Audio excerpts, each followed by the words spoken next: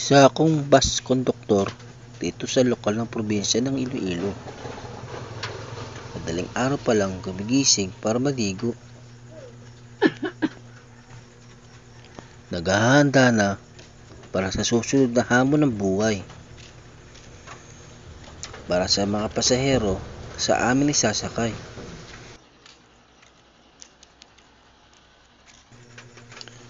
Ayun, nakaligo na ako at maghahanap ng kape. Pero parang wala dito sa probinsya. Wala sa tabi-tabi. Di kagaya sa Manila na pag nagutom ka, akain ka lang dyan sa Kedli. Dito, mahirap, di madali. Ang maganda dito, walang polusyon. Di kagaya sa ibang nayon, kakaroon ka ng komplikasyon. Maraming sakit. Hika, asma, pneumonia. Pero dito, okay lang. Mas masaya. Maganda ang klima. Wala pang ba, minsan lang. Ito talagang ayoko eh. Ang mabibila ng kape. Ikot ako ng ikot. Wala pa rin ako nabibili. Ay, ano ba yan? Yun, nakabihis na ako. Nakapila na kami. Okay ba ang buhok? Medyo curly. Tatawag ng pasahero, papunta dun sa destinasyon niya. At biyahe namong Estancia, Iloilo. Okay ba? Oh, tama na papogi. Ito naman oh. Ayan ang terminal pag umaga. What's up? Mablink-blink. Kumukuti-kutitap. Ito't inaabot na kami ng liwanag. Smile. Pre. Okay ba? Biyabiyahin na kami. Ay, ibang pasahero tulog. Pero ako, ito parang batang hamog. Nakatingin sa salamin. Sa cellphone. Ayan o. Ang daming magandang tanawin sa lokasyon. Biyahe na kami papuntang Iloilo. Ay mali, Estancia pala. Nakita mo ang probinsya nito? Napakaganda. Minsan parang gusto kong mawala na lang.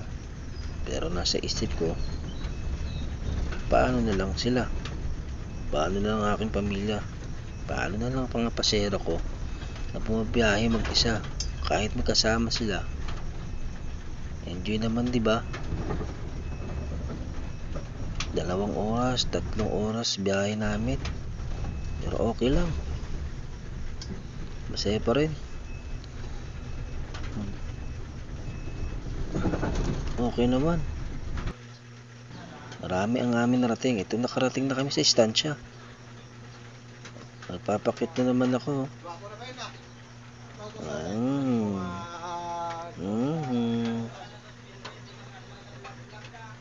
Diba? Pupunta na lang kami oh.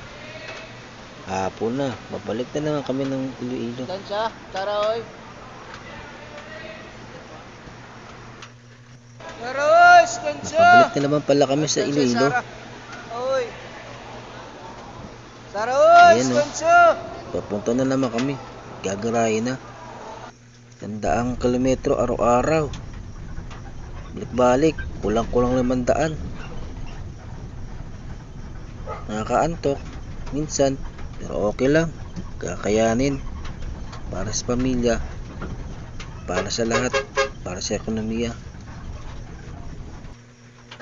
Ang maganda dito, wala talagang traffic. Nakakatulog ang pasahero. Huwag ka lang magtatapik. Ang bayad. Basta hindi nakalimutan. Nakalimutan niya o nakalimutan mo. Bad trip. Nag-aabono ang konduktor.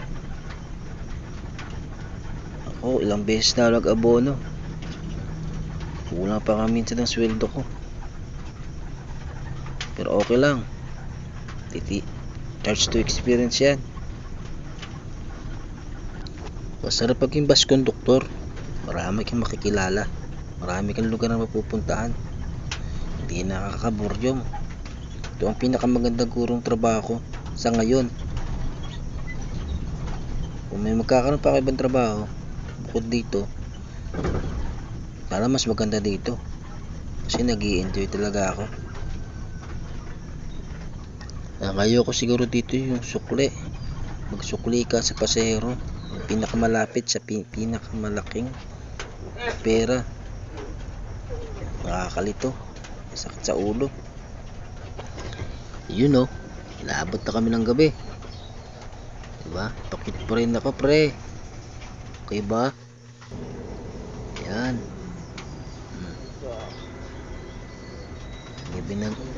Gabi na oh.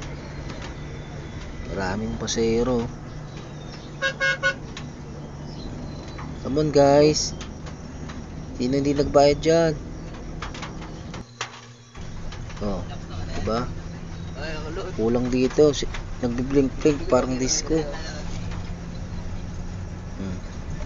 Means ote, gumagalaw-galaw po. Guys, hindi ako kita sa camera. Nagbayad naman ako ha. Wala na ako sinis na